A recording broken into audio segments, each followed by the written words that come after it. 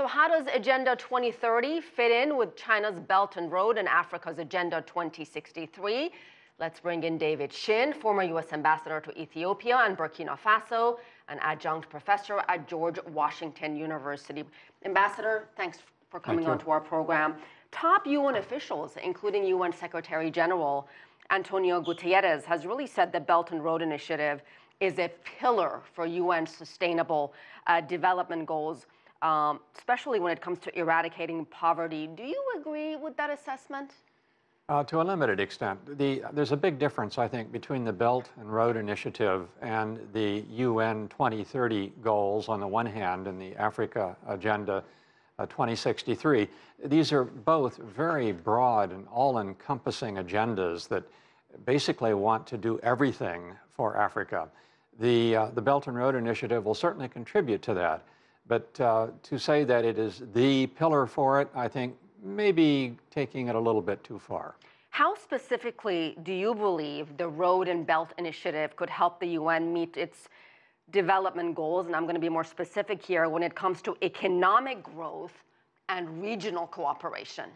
Well, this is an interesting point because the Belt and Road Initiative is really aimed more at Central Asia and South Asia than it is Africa. Africa was kind of added on to the Belt and Road Initiative. It started out as the Maritime Silk Road, basically Northeast Africa, Kenya, the Red Sea area, Djibouti, the Suez Canal.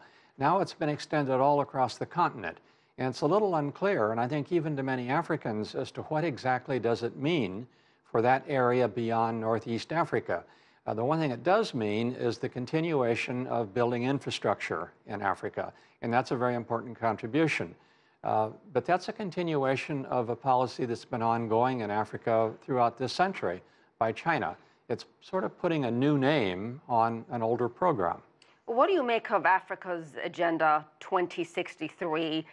Again, another one of these ambitious plans, and they've basically given themselves 50 years to accomplish these goals.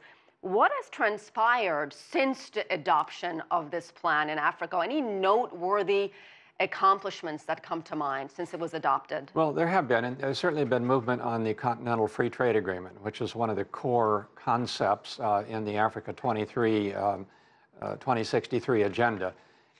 There are other improvements, sort of modest improvements on some of the 7 major aspirations that are contained in the agenda, but it has a long way to go, and I think the Africans were quite right to extend this out to 2063. From the Western perspective, China has faced also criticism that it's putting a lot of debt burden on these African countries, and this is another way for China to expand its sphere of influence. Is that a fair criticism, sir? One has to be careful about the criticism of China on debt because many countries, many international organizations are contributing to the debt load in Africa today, and certainly China is among them. But it's not the only country by any means, and you have to break it down country by country. There are many countries in Africa where China is not the principal contributor to the debt load. There are some, like Djibouti, Zambia, the Republic of the Congo, where China is the major holder of the debt. And I think China's alert to that, and I think they're trying to be a little more careful about how much debt load they put on countries. So there is some legitimacy to the claim, but one has to be very careful and nuanced in terms of how you proceed with that argument. Understood. Ambassador David Shinn, thank you so much, sir. Thank you.